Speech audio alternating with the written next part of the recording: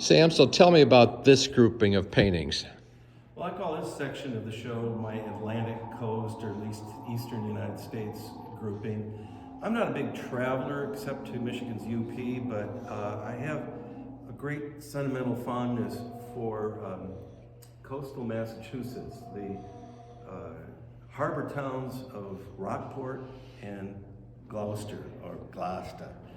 Anyway, my grandfather was a talented amateur painter, and in his retirement, he would go with my grandmother to workshops in Rockport, where there has always been a vibrant artist colony.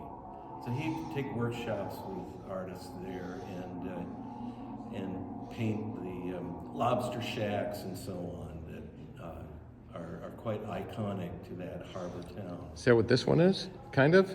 Yeah, this is the doorway of a lobster shack, which was just all decked out with wooden painted lobster traps. And this was painted on location over the course of several hours, oil on panel. And I love the little sign in the window. I keep thinking I'll do a tempera version of this. The sign said, "Coffee break all day, 9 to 5." That just amused me so. But then adjacent to this painting, to the left and to the right, are two different views of the iconic lobster shack on the harbor there, which has been painted so much by artists, it's become known as Motif Number 1. Wow. And my grandfather painted it, and I've done several versions of it on location, like these paintings. And it's great fun to be in a spot like that. Mm-hmm. Here is a distant view of Rockport Harbor from the stony headlands that give you a great panorama of the town. This was a 2-day oil, and second day the weather started to shift with a fog bank coming in, and I got excited by that and decided I need to repaint this whole picture to try to get those effects, that blurry silvery light that was happening. I mean, you're walking in some of the places of some of the great painters back, like Winslow Homer, Yeah. the whole Wyatt group. Right, and here's the lighthouse in Gloucester. Eastern Point is where that's situated, and anybody that's watched the Wicked Tuna shows, they sail out to the Atlantic going right past that lighthouse, and so that's great fun. Here's the scene from Monhegan Island in Maine.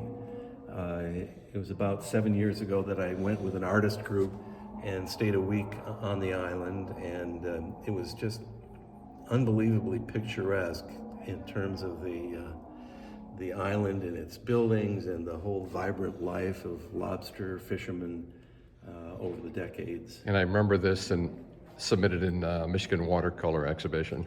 Right, yeah, and it was one of those things that was great fun to paint with really kind of red, white, and blue color scheme. Right. Can't beat it. This was an imagining of a girl looking out to sea there at Monhegan Island.